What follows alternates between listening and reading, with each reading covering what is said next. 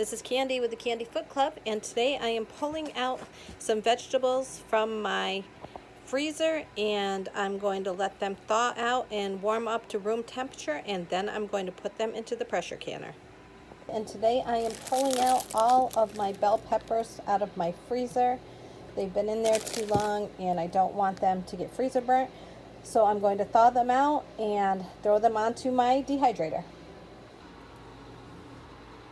I have so much stuff in my freezer, and I normally have it all taken out and preserved in a different way or used up over the winter, and now we are at the end of winter and I still have a freezer full, so things are coming out and I'm going to start getting them done. Next, I am just draining some liquid off from these frozen peppers that have thawed, and I'm putting them onto the dehydrator trays. And it doesn't really matter to me if they're in a single layer or not. I will just throw them on the dehydrator like this, and partway through I will come back and move them around and make sure they are dehydrating evenly. I have my trays filled, and onto the dehydrator they go. Now the carrots have totally thawed, but they are really cold, so I put them in some hot water to get them up to room temperature. I'll have room temperature jars and room temperature carrots before I put them into the pressure canner. The carrots have been strained of all the water, and my funnel seems to be missing in action, but I will let you know what I'm going to do next is just fill up these jars with the carrots. And you want to get it pretty full. Push it down a little bit, as long as you're not squishing your produce. And we're going to leave about an inch head space, which means right up to this first rim.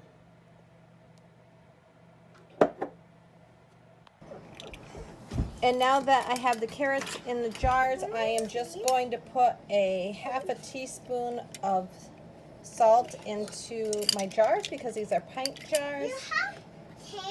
Do you hear my grandson in the back? And then I'm going to put water in. And now I have the salt added, and I just use my pink Himalayan salt. You can use canning salt, as long as it is not a salt with iodine like your regular table salt. And then I'm going to fill the jars up with water.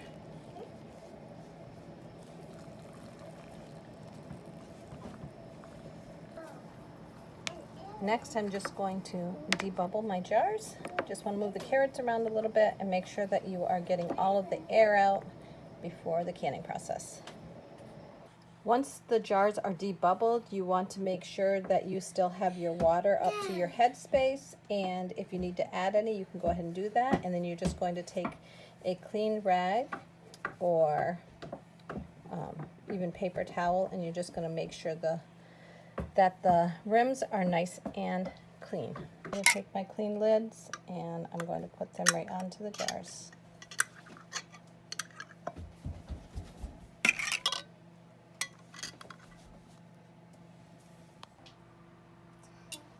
And then finally we're just going to put the rims on, and we don't want to put these down too tight. It's just going to be finger tight, just like that. Now I have about 3 quarts of water in my All-American canner, and I'm putting this bottom in so that the jars do not sit all the way on the bottom, otherwise they would break. Next, I'm just going to put in a good dollop of white vinegar, and that will keep my jars from clouding. In goes the last jar of carrots, and I ended up with 8 pints. I am popping the lid on, and I'm going to align it and tighten it down. Canner is all tightened down, and we are just going to wait for the air to start venting out of here, and once we get a good stream, we will time that for 10 minutes to make sure that they're getting all the air out of the canner. I don't think you see it, but it has been steaming steadily for 10 minutes, and now I'm going to put the 10-pound weight on it and wait for that to start jiggling when the pressure goes up. Okay, the gauge is back down, so the pressure is down, and I can start on doing this and take off the weight. It's really hot still, so I'm going to wait a little bit longer to open it. All right, the carrots are done. Let's pull them out and take a look. Oh, aren't those so beautiful? Let's see. Look at those. Those are gorgeous. Now I will let these set out until tomorrow, and then I will take these rims off, wash them up, date them, and put them on the pantry shelf. And the peppers look beautiful. Look at that. They're so lovely. Now I'll put these into some jars and seal them, or I can put them into a baggie because I use them up really fast. I put them into soups and stews and sauces, put them into some butter and cook them up for burgers.